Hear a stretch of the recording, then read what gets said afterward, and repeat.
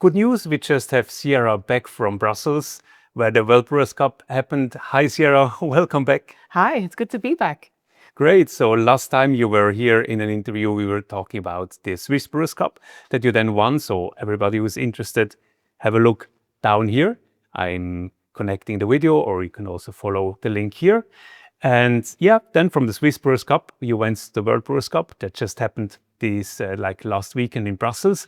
And what I would like to do now with you is just have a look at your beautiful presentation here live on YouTube. That we just go through it, and then we talk about it and talk a little bit about World Brewers Cup, what's happening there and what you did.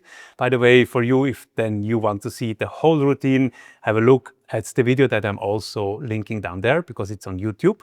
And if it's fine for you, I would just put on the video and then we have a look at what's happening. Let's go. Good.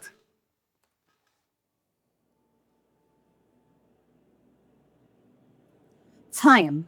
Once upon a time, there were 3 bears. Papa Bear, Mama Bear, and Baby Bear. Papa Bear's coffee was too hot, Mama Bear's coffee was too cold, but Baby Bear's coffee was just right. As a kid, I loved the story of Goldilocks.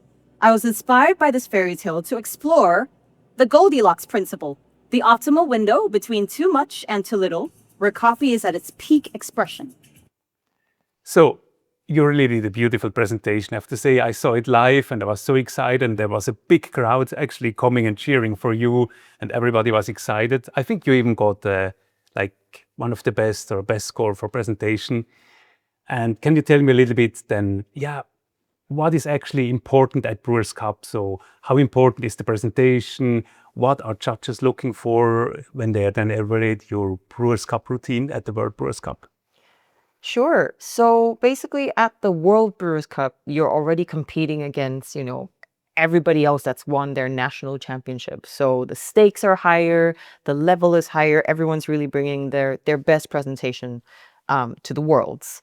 And what judges are looking for, they do say this in the rules, they're looking for the next ambassador of specialty coffee through this particular discipline of brewing coffee by hand. And so you were right for this presentation. I did actually get a very good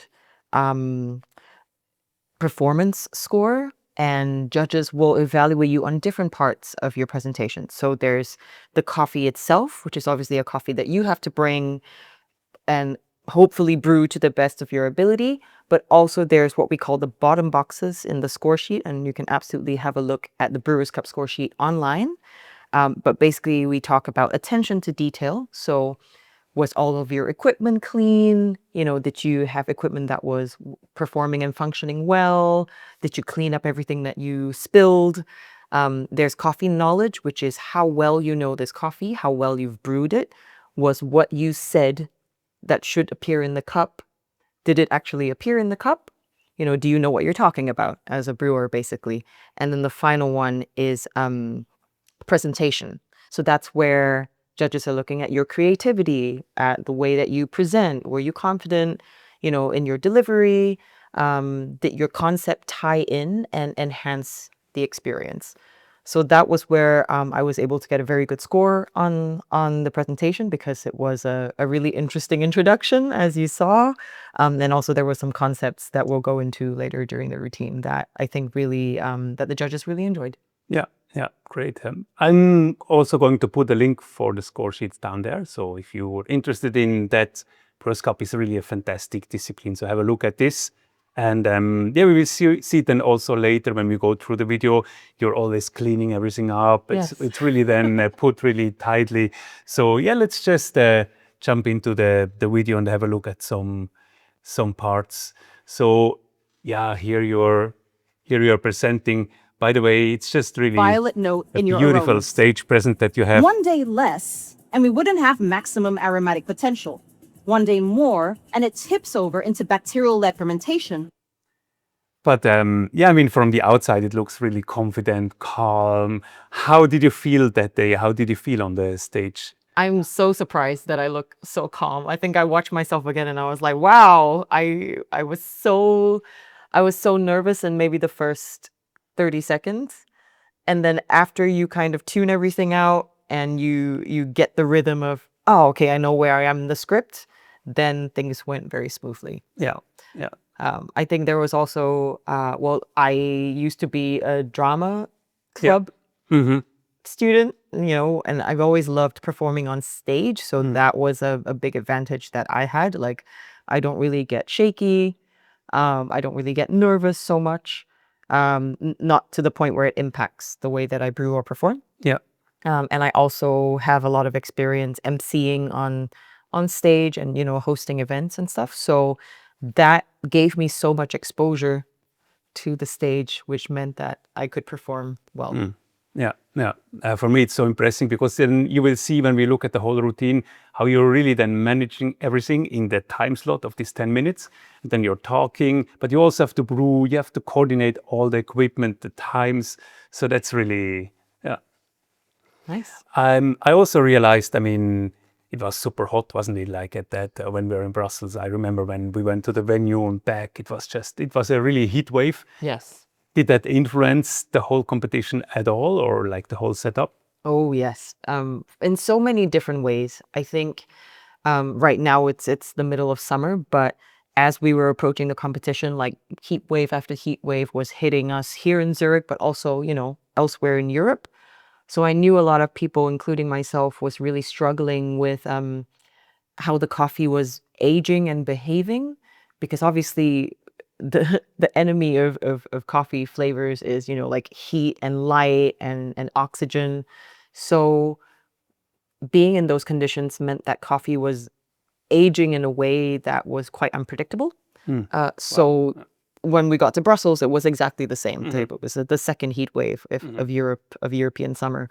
Yeah. So, for example, some ways that we dealt with it was we ended up buying a wine cooler. Yeah. Which is one of those electric portable ones that you could plug in. Yeah. And it would keep, the inside of that, I think 18 degrees Celsius. So we put our coffee in there. Yeah. And we brought that with us all the way to Brussels. Yeah. So that's kind of like the level of commitment that we were really going for in trying to make sure our coffee was behaving well. Okay. Quite a challenge. If you went to a country like Singapore or so, you knew it's going to be hot. But for Brussels, it could be, like Zurich, it could be 15 degrees in June, or it could be 35 degrees. So that's quite a challenge indeed, especially in Brewers Cup or like in coffee, where then all like these small differences make a big difference. Yes. And I think it makes a difference for so many people as well, because some people roasted the coffee back in their home country and brought it here. Some people roasted the coffee, the week before in Brussels. So knowing what you're dealing with in your environment is so important to factor into how your coffee ages, I think. Yeah. Interesting. So let's go a bit in front. And as I told you, if you want to see the whole routine, and I really recommend you then have a look at the link in the bio. Oh, look what you're doing here. So This. On the one hand, we're fighting against CO2, responsible for roughness in the aftertaste. So here you're dosing the coffee, right? Can you tell me a little bit more about what's happening here? I see you have already ground coffee. Yes. So this year was actually particularly interesting. Normally, in past years, you would have been able to grind your coffee backstage, prior to going on stage at all. So you could grind it 30 minutes, 40 minutes in advance. And this is to let your coffee degas, to let your coffee breathe a little bit, so to say, and so that your flavors open up and are very clear when you start to brew. The thing is, this year, the format has changed, and we have introduced a sponsored grinder for the first time in the Brewers Cup, not just for your compulsory discipline, which is where everybody gets the same equipment, the same coffee, and so on and so forth, but also in the open service, which is the one where you get to bring your own coffee, your own water, your own equipment, with the exception of this grinder. And not only that, but you have to grind either in your preparation time, so the 8 minutes you have to set up before you start your performance, or the actual 10 minutes of your performance. So in total, we have 18 minutes, and in the 18 or so minutes, you have to grind the coffee. Yeah. So that's a much smaller window for the coffee to breathe, for the coffee to degas. And yeah, I had to grind it the minute I stepped on stage. So you grounded it the minute you stepped, like in your In preparation my time. preparation time. So the first thing you did was grinding the coffee so that it's ground as early as possible. Exactly, to give my coffee as much time as possible. Obviously, this differs if you're using a different roaster that has different, degassing windows, and that's totally fine. Some people are able to just grind and brew straight away. That's not an issue. Yeah. But for the specific roaster I was using and the roast profile that we had, I had to grind as early as possible. Can I ask you something? Because I remember I saw something, maybe it is even related to that. TIMEMORE came up with a new tool in order to hit that Goldilocks zone between CO2 and oxygen. What's happening here is that we're removing all of the air from the dosing jar, creating a mild vacuum over the coffee grounds. What happened here? So that was the other thing Yeah. as well. And this was kind of the whole key of the whole routine for me. Usually at the Brewers Cup and usually at the world's level, you want to present something that is an innovation. The whole point of being on the world stage is kind of like the F1. I think we were talking about this. It's kind of like the F1 of specialty coffee, the F1 of brewing, where a lot of innovations happen and then start to trickle down into the world of specialty coffee. But this is where it starts. And so because we were dealing with, these new changes to the grinder and to the way the competition worked, freshness was already on my mind at the very beginning. Yeah. I was thinking, okay, well, these coffees are going to be super fresh. How do we make sure that they're fully open when we start brewing? And here I explored the idea. So I spoke to my friends from TIMEMORE, who are a company based in Shanghai in China. And I said to their innovation team, I have this crazy idea. Would you be willing to work on this project with me? And I explained what I wanted, which was basically a small dosing jar. And I said, well, I'm going to grind my coffee. I'm going to put it in the dosing jar, but I need a valve and I need a vacuum pump to take all of the air out. So that includes your carbon dioxide that is released from coffee as you break it open, and also the oxygen, which will cause it to oxidize.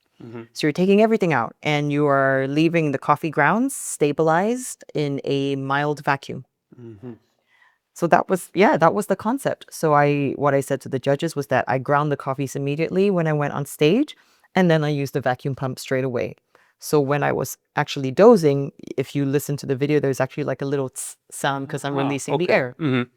Yeah. So that the coffee is then stabilized the minute you're grinding it and then comes into the kettle, or like into the jar, exactly like this. Yes. And what I explain in the routine is that, when you cup a coffee that's too fresh, you get that, how I experience it is like this fizziness. It's like drinking like Coca-Cola.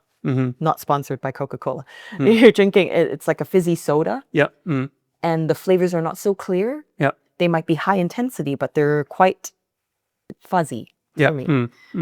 It was to try to take that away, to take away the excess carbon dioxide that is causing that, but also to not let it sit in oxygen and let all the volatile aromatic compounds disappear.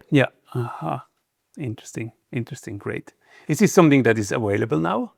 No, it's not available yet. The closest one that is out there is actually from Akaya. I think they also launched something similar called the Akaya Horizon, which is also a vacuum device. But unfortunately, no, this is not available right now. Okay, But so you see that there's a lot of, and I think like Brewers Cup is especially really about innovations, bringing new tools, and also bringing nice coffees. Yes. Yeah, I think so. Interesting. Let's go This further in the video. degasses the coffee faster than at atmospheric pressure, while protecting it from oxidation at the same time without compromise. Look, I just saw something. They really look the same, these two kettles, but if you have a close look, there are different kettles, aren't they? Yes, they are. Can you tell me more about that? Yes. So these two kettles, so one of them is a Fellow Pro, and the other one is a TIMEMORE Fish Pro X kettle. And the idea to use two kettles came from a really interesting experience that I have every day when I'm brewing. Me and my husband, Matt, We are both competitors, and we have both worked in specialty coffee for a long time. And the one thing we can never agree on is how to brew, because Matt is much tall. Matt's about your height, probably. And I'm very much shorter than Matt. So every time we use the same equipment, exactly the same kettle, the same coffee, everything, it still comes out differently. And we noticed it one day because I was pouring and he was like, you keep missing the coffee in this part of the bed. Yeah. And I was like, I can't see this part of the bed because I'm too short. Yeah. Whereas Matt is always tall enough to see every single part of what he's pouring. And that was when I was thinking, okay, how can I alter the way that I brew to be able to hit all the coffee and extract properly? Because otherwise my extractions are really uneven and the bed looks really terrible. So this was where the idea to brew with 2 kettles came from. The Fellow has a slightly faster flow rate and a slightly bigger stream. So I was able to pour quite vigorously and pour quite quickly and soak everything and really agitate fully. And I did that for my first 2 pours. And then the TIMEMORE Fish Pro X has a much thinner stream, but also a wider angle. So it was actually a little bit easier to pour slower rather than faster. Because if I pour too fast, then it just kicks everything up. So these are all the little details that go into planning for a Brewers Cup routine that you would not believe. And these are then things that you taste in the cup. Absolutely. Because the way that I was pouring when me and Matt were doing our side-by-side comparisons meant that I was causing a lot more channeling, a lot more uneven extraction because I was completely missing one side of the bed. So it definitely makes a difference. And that's why this competition is so important, because the skill of the brewer is the biggest determining factor for whether a coffee does well. You know, with barista or other competitions, you have a machine to kind of even out everybody else's technique. But this one is really all about your technique as a brewer. So. I just also realized that that's maybe a little bit off topic, but that the shift within specialty coffee is really then going to Brewing or Brewers Cup. And before that it was like the barista champions, they were like the big heroes. But I think more and more it's really the people are looking at innovations are coming in brewing. You see all this brewing equipment. So this is because of that, you think, because there is so much you can then influence by the way you're brewing or by the way you're extracting the coffee? I think so. I think it's so nice to see the Brewers Cup competition growing. For example, this year we had probably the most number of competitors we've ever had. It's like 46 countries, 46 competition bodies. And so it's also because the constraints are tighter, you only have 10 minutes, not 15. You only have to make 3 coffees. So it forces you to be as innovative as possible, because otherwise, how are you different from anybody else? Whereas with barista, obviously the comparison there is there's a lot more drinks you're serving, there's more presentation and performance, you know, and stuff like that. But here, filter coffee is super accessible. Everyone loves a filter coffee. It's a very approachable drink. But how do you really make it as good as you can? So I think that's why it's growing. It's also not much less expensive. It's less expensive. It's more affordable to compete in Brewers Cup, and you need less equipment, less big, expensive equipment than you would in Brewers Cup. So I think that's why it's getting more and more popular too. While talking about people and popularity, one thing that I just realized when looking at this picture is we see here one person with the board. Here is somebody standing. So 2, 3, 4, 5, 6, 7.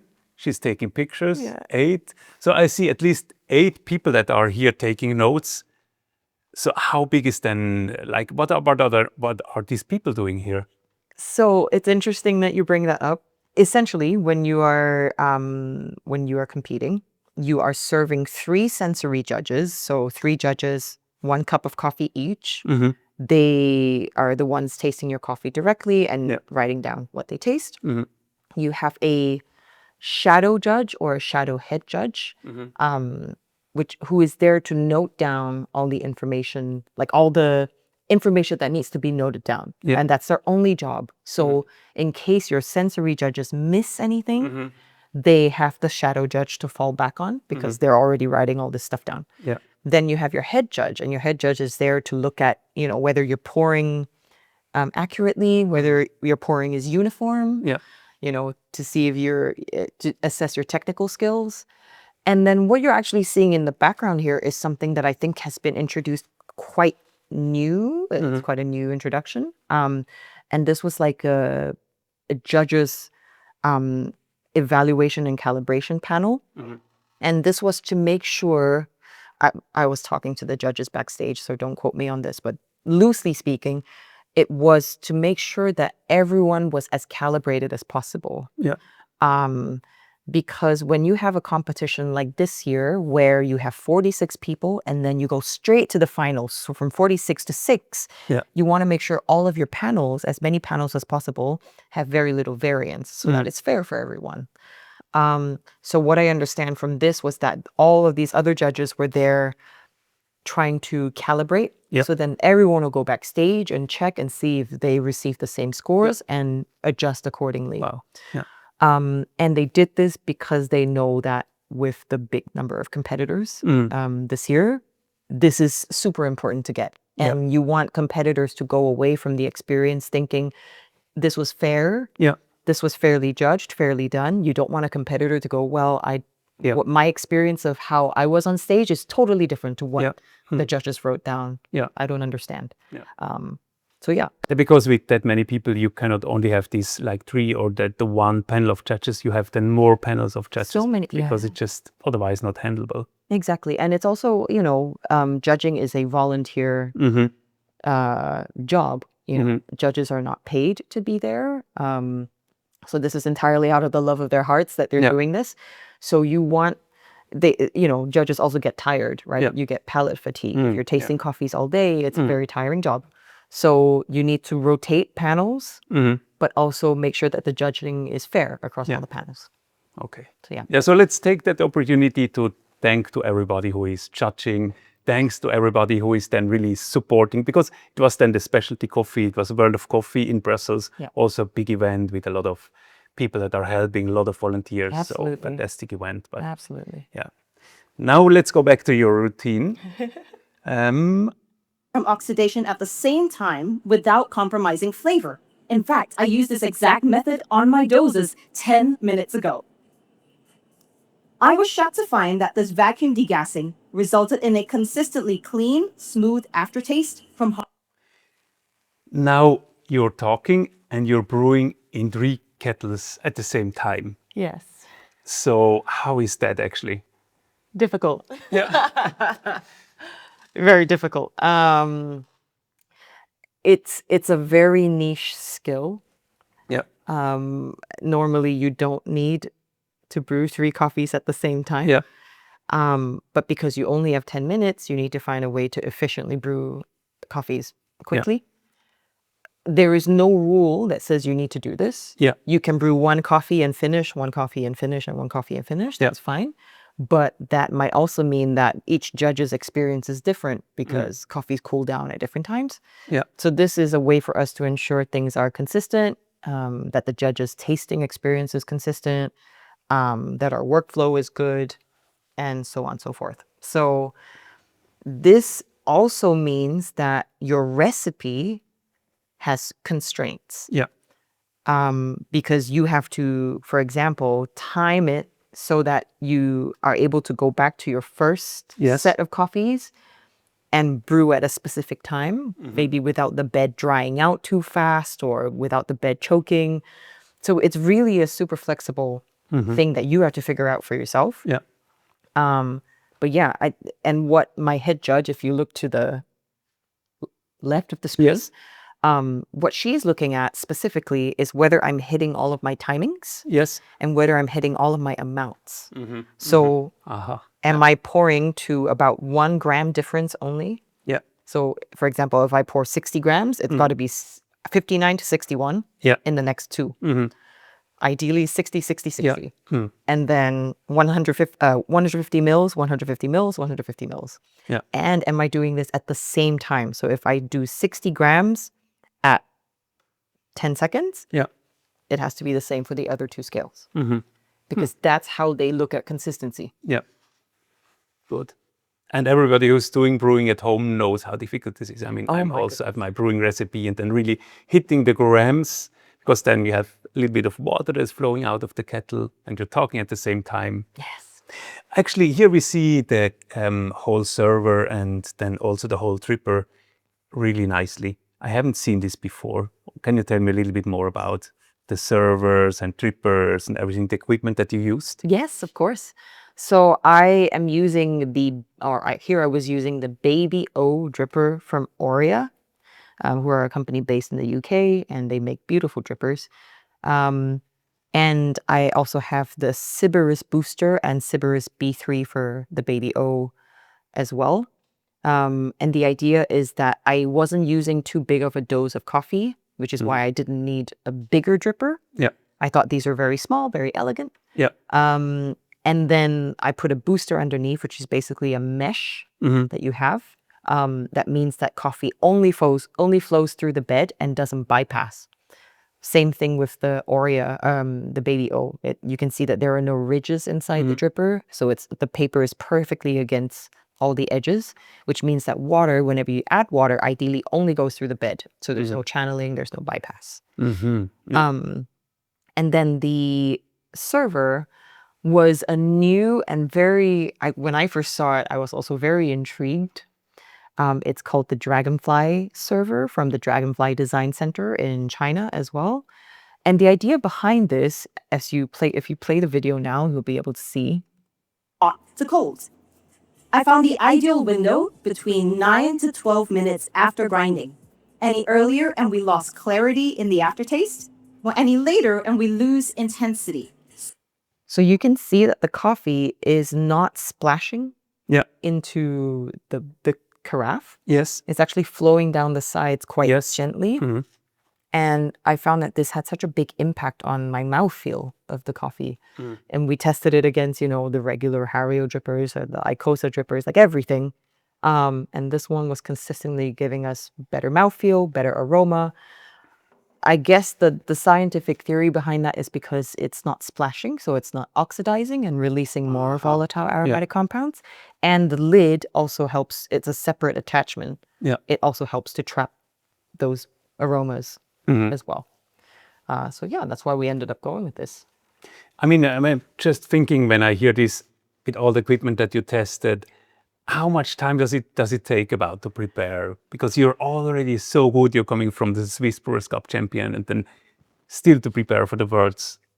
That's a lot of time, isn't it? A lot. It's a lot of time, but it's also something that I don't feel takes up time because it's so enjoyable. Like, if you're genuinely passionate about this, you kind of go into it and you go with a sense of curiosity, right? Where you're like, oh, what does this do? Or how is this different? Oh, wow, the coffee tastes so much better. Yeah. And that was why it was both work and not work for me. Yeah. I think it was a lot of fun. Okay. So go to competitions, but go to competitions if you're passionate about it, because then it's fun. Yeah, because it's such a steep learning curve. Yeah. You learn things that you wouldn't learn just by brewing at home or just by working behind a bar. You really dive into so many variables, and it's a great experience. Awesome. So let's go on with the video. Let's go beyond. Here you see how beautiful the coffee is dripping Orange down. blossom and nectarine. You can also see here then the coffee. We didn't yet talk about the coffee that you used. Yes. Can you tell me more about the coffee that you used? Of course. So this was actually the exact same coffee I used at the Swiss Nationals. Yeah. It's from Mount Totumas in Panama. It's called Rosas Violetas, and it was a pre-dried natural geisha. The only difference was that this was the fresh crop. So this was the 2026 harvest. Yes. Whereas the one that I used at the Swiss Nationals was the 2025 harvest. This presented its difficulties, which was very much reflected on my score sheet when I received it, which was that because the harvest was so close to the competition. I think we harvested this one in February. Yes. And then there was only 3 to 4 months of aging until the competition in June. This meant that it was a much trickier coffee to handle because it's still stabilizing, moisture content and water activity is still stabilizing, which means that roasting it was more unpredictable, which means that dialing it in was more unpredictable. So that ultimately became the challenge, the biggest challenge that we had. So there was not as high flavor clarity as I would have wanted, but we knew that going in. Whereas with nationals, that coffee by that point, if it had been harvested in February or March of 2025, would have stabilized by November, which was when the Swiss nationals were. So then that was such an easy experience because every single coffee was just beautiful and open and stable. But yeah, it is just how it is. And this is kind of the skill of the behind the scenes work that you have to do when you are finding your competition coffee, is to factor all of these things in. So differently from what's happening to 99% of the people out there who get too old coffee, you had the challenge to have too fresh coffee. Wow, okay. So let's go further here. So then you're doing your next brews. Let me check. Here you can see which kettle can you see here? This is the fellow. The fellow one with which you did the first 2 brews. First 2 pours, yes. The first 2 pours, I mean, yeah. And what is particular about this one? So this one has a bigger stream, like a bigger opening. And so the stream of water that comes out is larger as well. Yeah. So that was good for me to use to agitate the bed. Yeah. To make sure that I caught all my coffee, to make sure that all the coffee grounds are evenly saturated. And the idea behind my routine is what we call the Goldilocks zone. Yeah. So how do we want to extract coffee so that it's just right? Yeah. And the concept behind the pouring structure was there's 2 small pours at the beginning and end and 1 bigger pour in the middle. Yeah. But I'm also using the faster kettle in the first 2 pours because that's where acidity is found. It's most early extracted.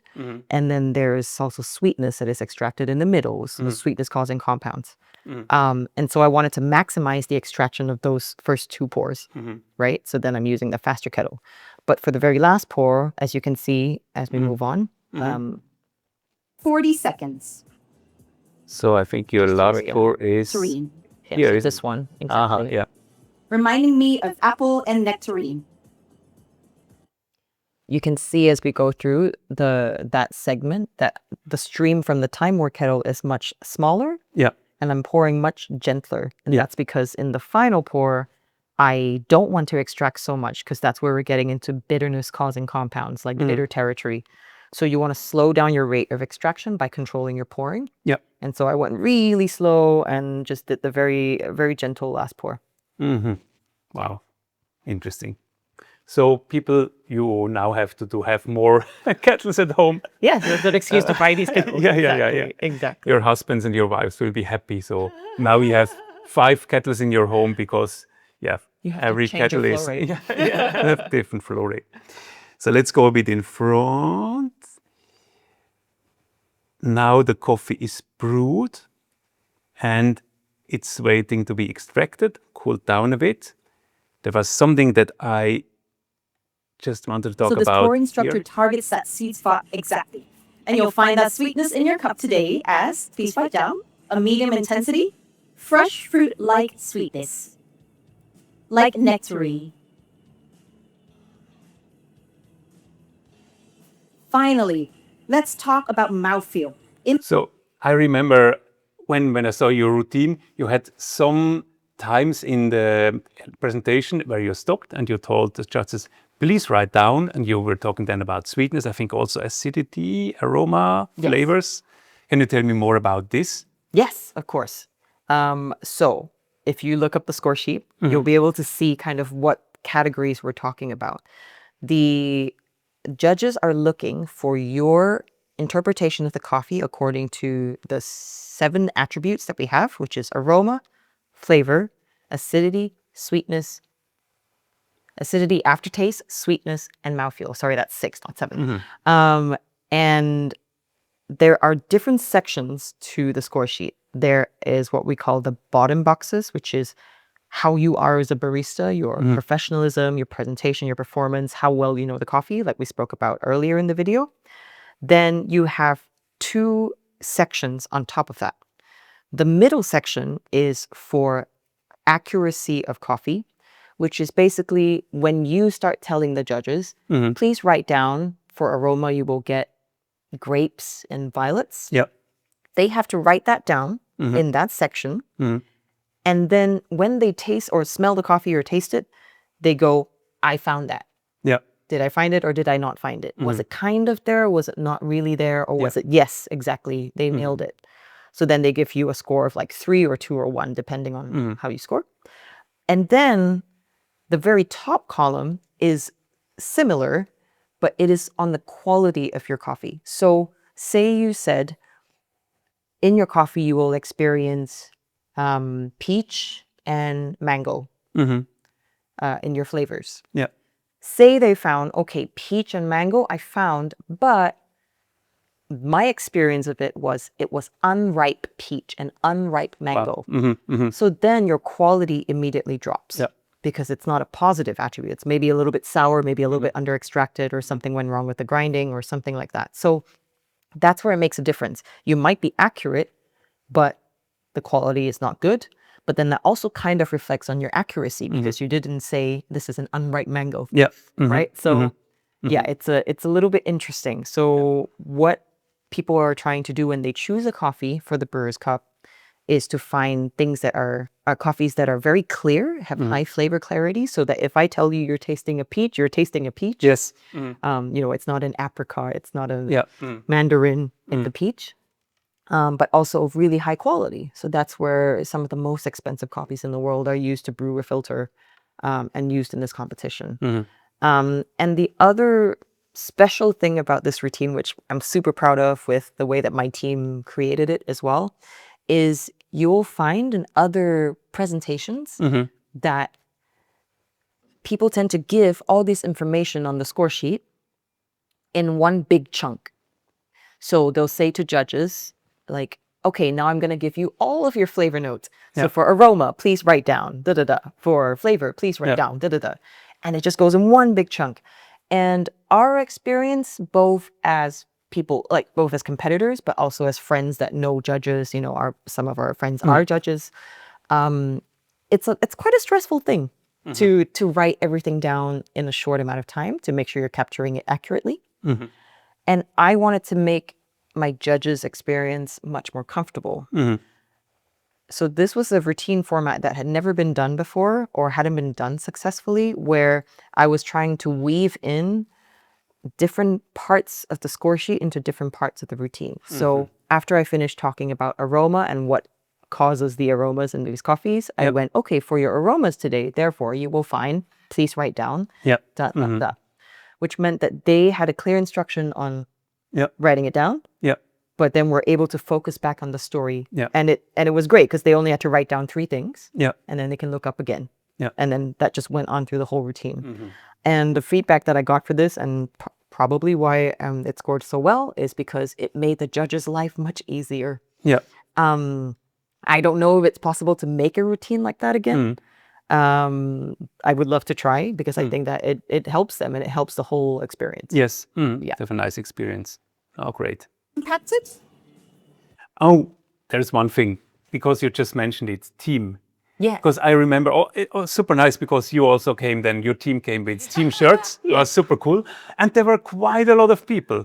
Can you tell me a bit more? Because now we have the football World Cup. Yes. And it was a bit like you also came with a team. How many people are in the team and how did you, how did you set up your team then? Oh man. Well, yes, first of all, this is the World Cup of coffee. I had a big team because I was working also with the Swedish competitor, Lakis, who is a good friend, who also won his championship in Sweden. And so we were good friends, we shared resources, and we all know each other very well. Yeah. So we decided to work together as like a big team. Yeah. It's so important to have a team Mm-hmm.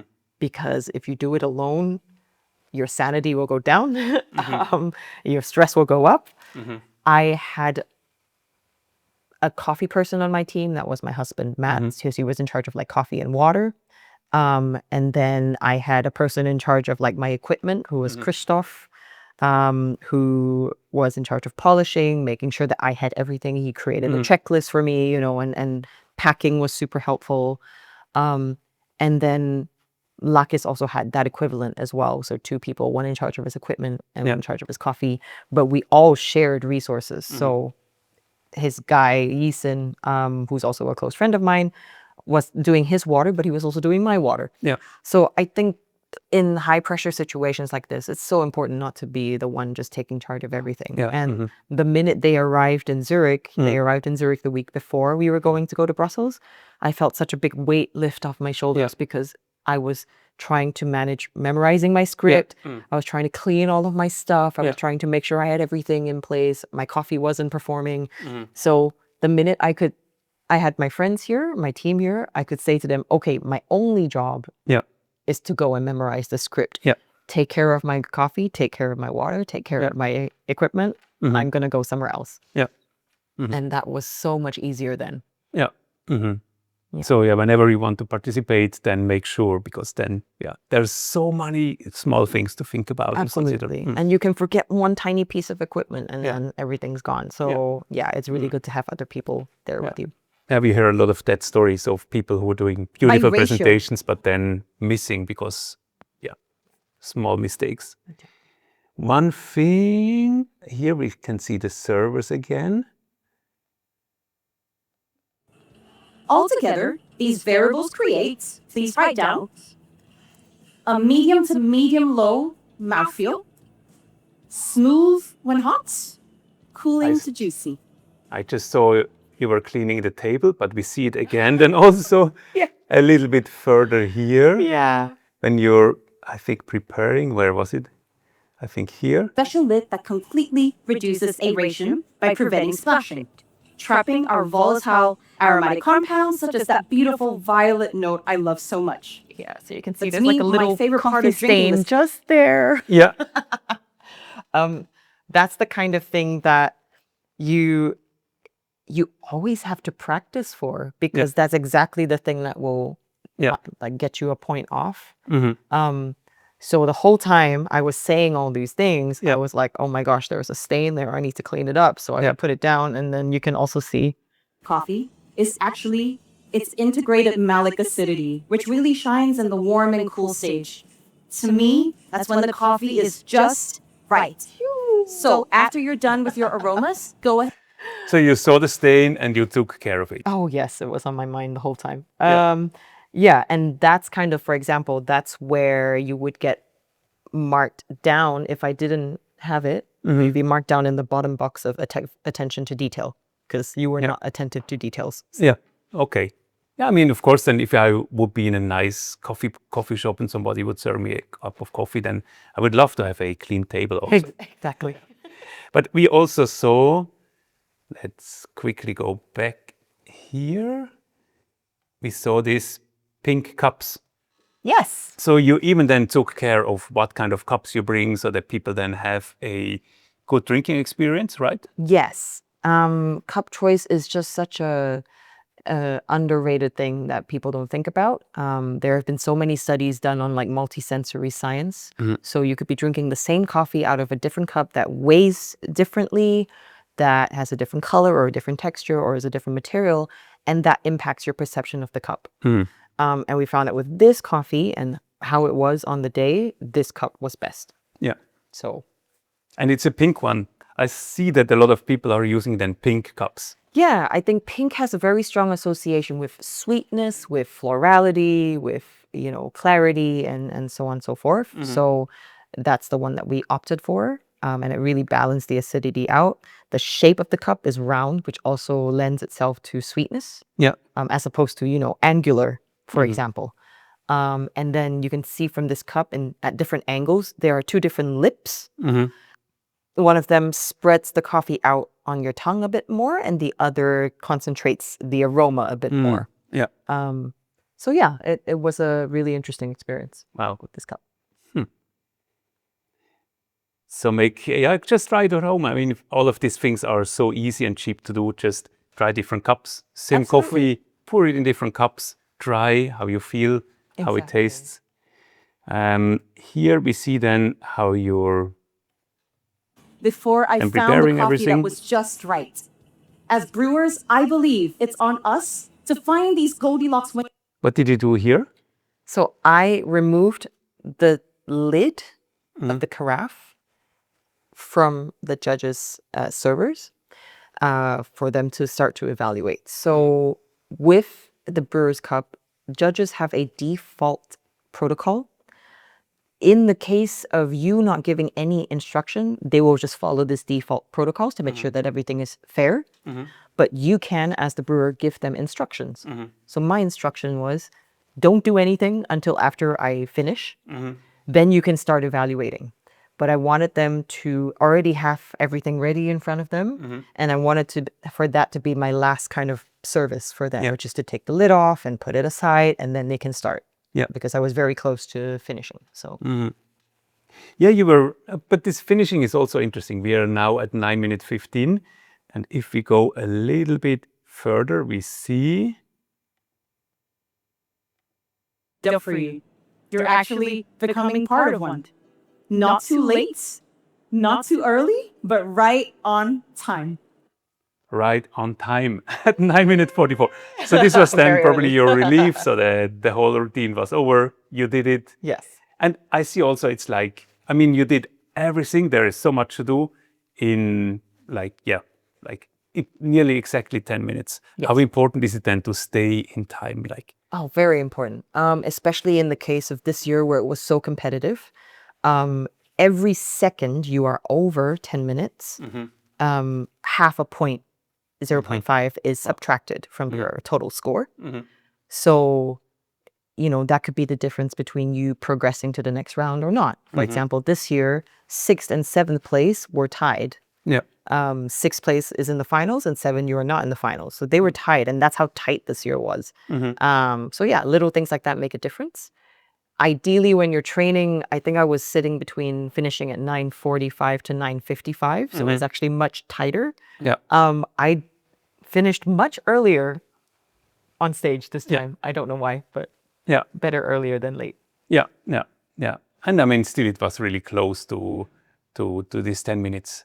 So yeah, the routine is now over. Is it like, because I think a lot of people who will be watching this video will most probably be competitors or people that are interested in competitions, maybe also some fans or just people that are interested in coffee. But if somebody is now watching it and thinking about, should I participate or not in the competitions? What is kind of your recommendation? Oh, absolutely do it. Absolutely do it.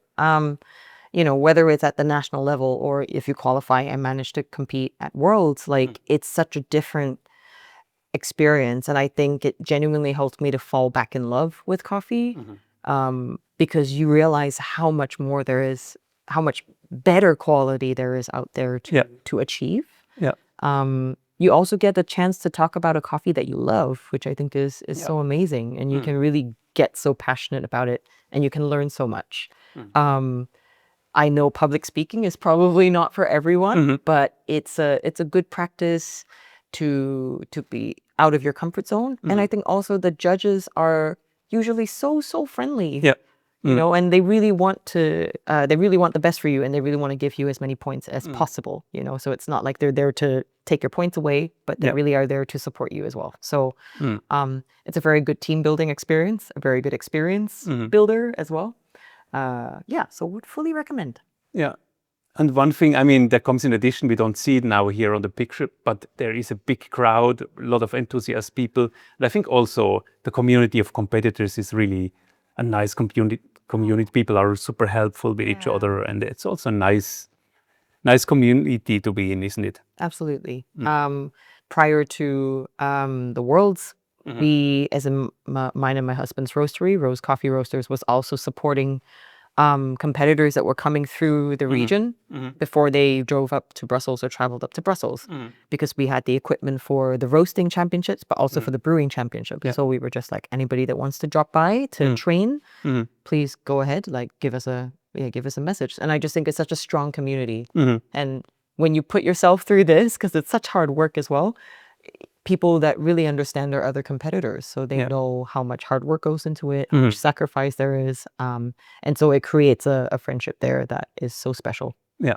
Okay. Nice. Nice. I mean, we've really now talked about everything, but you know what? I would be curious, if it's fine for you, would you mind showing us your present day or your brewing recipe? I'd love to. That would be awesome. Awesome. I think we split it in 2 videos, so we will do that in a video that comes in a couple of days. So make sure you subscribe. Also, if you like this kind of content, make sure you like, because then we know what kind of videos we should do more. But yeah, see you soon with the Brewers Cup recipe from Sierra. Thank you very much, Sierra. Cheers. Bye-bye.